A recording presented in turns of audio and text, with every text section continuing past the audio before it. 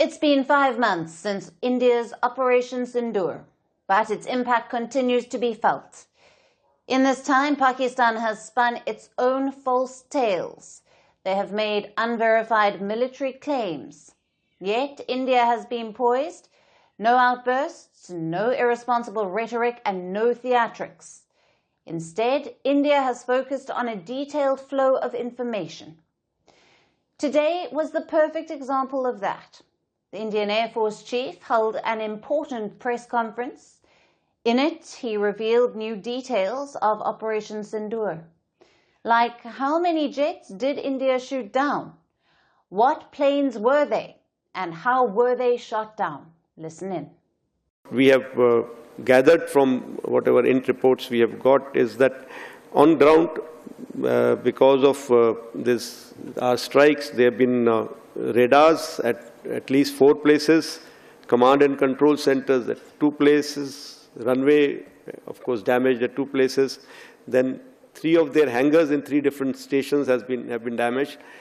And in that hangar, as well as on tarmac, we have signs of one C-130 class of aircraft, one AEW&C class of aircraft, and at least 4 to 5 fighter aircraft, most likely F-16, because that base happened to be F-16. That's a very detailed assessment. We can split it into 2 different categories. 1, the assets destroyed in India's offensive, and 2, the assets destroyed by India's air defenses. Let's look at the first one. The Air Force chief listed out a number of Pakistani assets, radars at 4 different locations, command centers at 2 bases, 2 different runways, 3 aircraft hangars, 1 C-130 aircraft, 4 to 5 Pakistan jets, most likely F-16s, and 1 surface-to-air missile system. All of these were taken out by Indian missiles. Which brings us to the second category. Pakistan assets destroyed by India's air defenses. 5 high-tech fighter jets, either F-16s or China's JF-17s, and also 1 long-range striker. A Pakistani surveillance plane was destroyed at over 300 kilometers. That's way beyond visual range. It's the longest surface-to-air kill in history, all thanks to the Russian S-400 system. And these details are confirmed. There is visual proof of the damage from Indian strikes. We're talking about satellite pictures. The before and after images confirm the destruction. Of course, Pakistan won't admit it. They claim to have shot down multiple Indian jets. The air chief had a response to that too.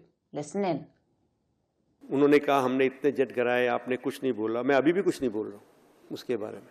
और ना मैं बोलना चाहूँगा. अगर वो सोचते हैं उन्होंने मेरे 15 जेट गिराए हैं, उनको सोचने दो. I hope they are convinced about it and they will cater for 15 less aircraft in my inventory when they come to fight again. So उनका जो narrative है वो I think उनके जो वो मनोहर कहानियाँ हैं. So चलने दो, अच्छा है, उनको खुश रहने दो. The Tri-Service Chief did admit some losses, but the exact number has not been revealed, and the Air Chief made his position clear. He has no plans to reveal the losses India may or may not have suffered. Why? To keep Pakistan guessing. Beyond the battlefield losses, the Air Chief also spoke about other issues. One was the learning curve. The Air Chief says Operation Sindoor should be a lesson to all. On what? Setting clear objectives, completing them quickly, and then terminating the conflict. It stands as a lesson which will go down in history that this is one war that was started with a very clear objective, and it was terminated in a quick time without just prolonging it. We are seeing what is happening in the world. The 2 wars that are going on, there's no talk about termination. It's a timely lesson from the Indian military, because nowadays every conflict has become a forever war. The objectives are vague and the human costs too high. In that context, This learning is important. Also, the Air Chief gave a sneak peek into the military's planning. The long-term objective is self-reliance. Basically, to design and produce weapons at home. That way, India doesn't have to rely on foreign powers. At the same time, the Air Chief is open to acquisitions. We have drawn out in that is, of course, built around Atmanirbharta, because I fully understand, all of you understand also that Atmanirbharta बहुत ही ज़रूरी है अगर हमें कल को एक super power बनना है, अगर हमें इंडिपेंडेंट बनना है, नहीं तो हम किसी ना किसी पे डिपेंड रहेंगे, तो जब हमें ज़रूरत होगी हमें वो इक्विपमेंट नहीं मिलेगा. If required, we go in for some strategic kind of partnership where some aircraft, some system that we immediately need can be, the technology can be brought to India and can be manufactured in India.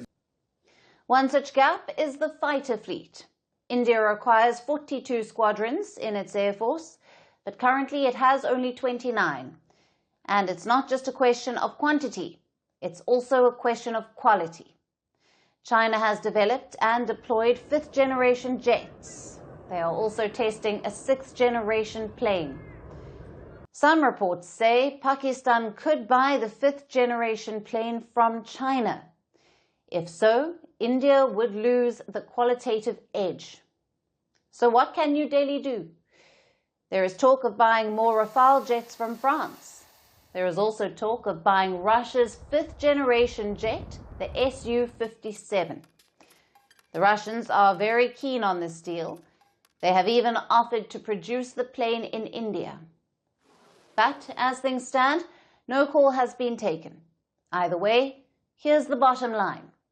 The Indian Air Force isn't resting on its laurels. It is constantly preparing. As they say, the best way to avoid a war, prepare for it. Firstpost now available in 9 languages on YouTube. English, Stands at $36 trillion. French, Le FMI, comme German, geschäftsführenden Direktor Hindi, $30 trillion ka kaijho. Indonesian, Pemerintah tanpa pemeriksaan. Italian, Sekali radikali. Japanese, 4 兆ドル以上も Portuguese, por causa do próprio balanço patrimonial. Spanish. Beautiful bill. Go to Settings, click on Audio Track and select a language of your choice. Be the first to know what's happening around you in your first language. Firstpost.